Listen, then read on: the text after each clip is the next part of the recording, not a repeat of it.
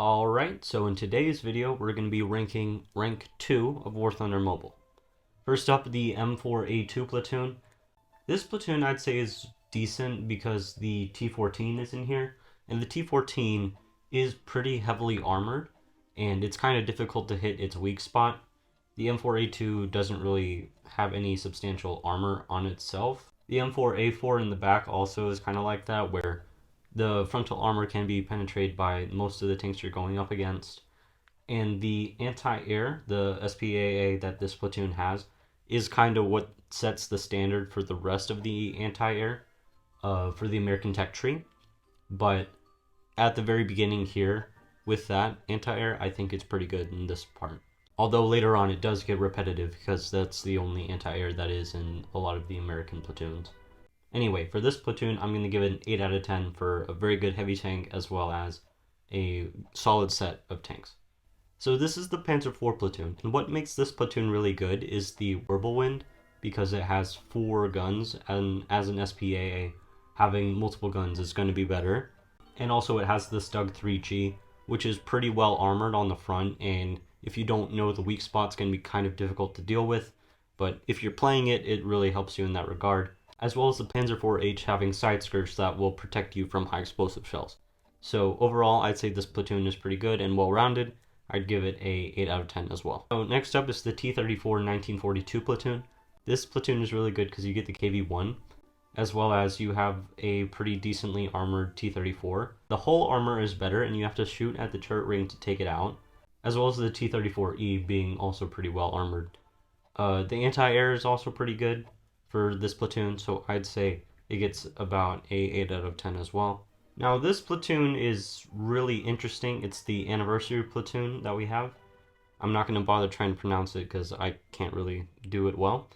The anti-air is good, and it's pretty zippy.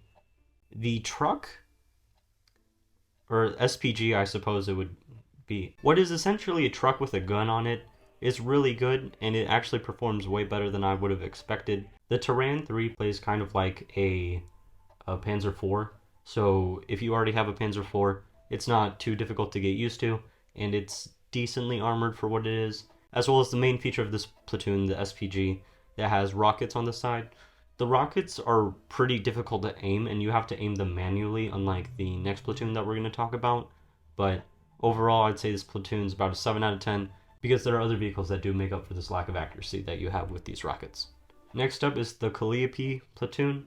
Now the Calliope is really good because of the amount of rockets that it has, and these rockets can take down most of the vehicles you'll come up against as long as you fire enough of them, as well as the fact that as long as you're looking at where the target is, like directly at them, and you can start firing and then the rockets will land there, unlike with the Zorin U1, where it's more difficult because you have to manually aim it and it has to be very precise. This one you don't have to aim manually and will more automatically go to exactly where you're pointing at. The M4A5 is pretty well armored, though it only has a armor piercing round that doesn't really have much explosive filler or any explosive filler at all. I'm not exactly sure. The T1E1 is exactly like the M6A1, even though it's in a lower rank, so I'd say that's pretty good for that, as well as the anti-air being now our standard anti-air that we're going to see in the upcoming American platoons being good. I'd say overall this is about a 9 out of 10 platoon. Now next up is the Dicker Max platoon, and this SPG is extremely good. I'd say that its gun can go through most of, if not everything that's going to be going up against at rank 2 and rank 3, even rank 1, because you're going to end up with it going up against some of those tanks sometimes. As well as it having the Panzer IV-J, which is kind of like the Panzer IV-H, where it's pretty good. Although the platoon is a little bit set back by the Panzer III-M being not as heavily armored and the gun not being up to the standard with the Panzer IVs. Even with that being said, the anti-air is also a little bit difficult to use.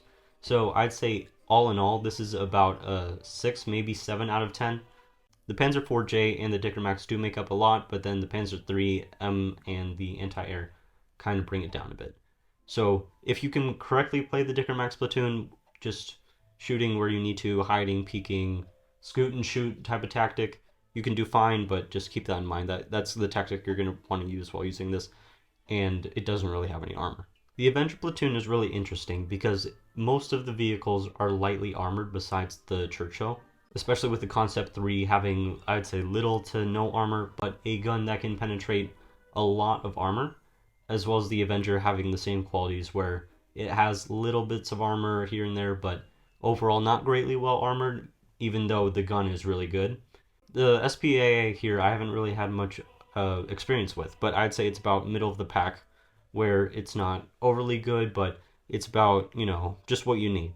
The Churchill, though, does make up a good part of this platoon because of how well armored it is, even though the gun of it can't really go through much, similar to the Churchill 1. But if you're able to flank, then you can get into a really good spot where they can barely penetrate you, but you can go through their side armor, and that would be really good. Overall, this platoon I'd say is about a 7 out of 10.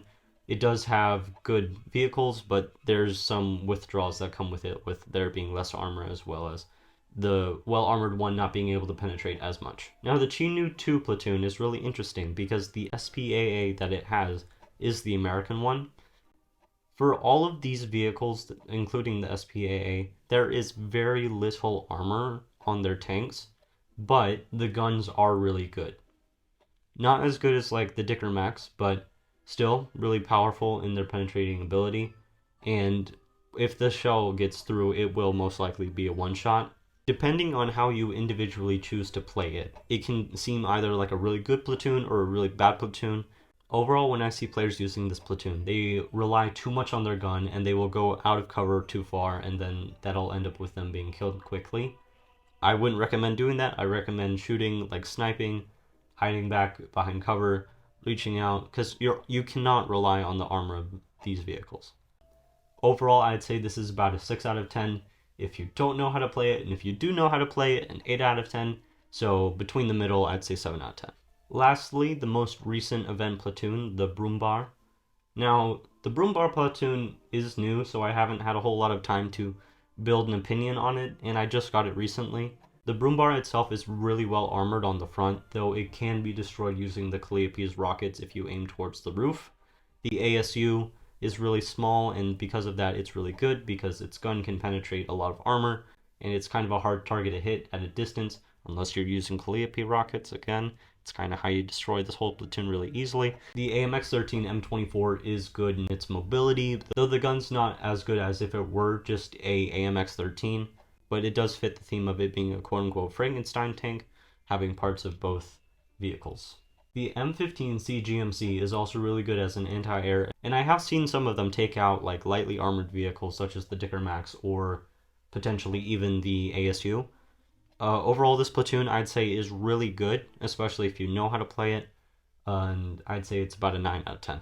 Alright, that's all for this video. I hope you guys enjoyed watching. The next video in this series should be coming up later this week, and I do have a different type of video that I plan to release soon, and I hope you guys enjoy that as well. Anyway, I hope you guys enjoy your day. See you in the next video.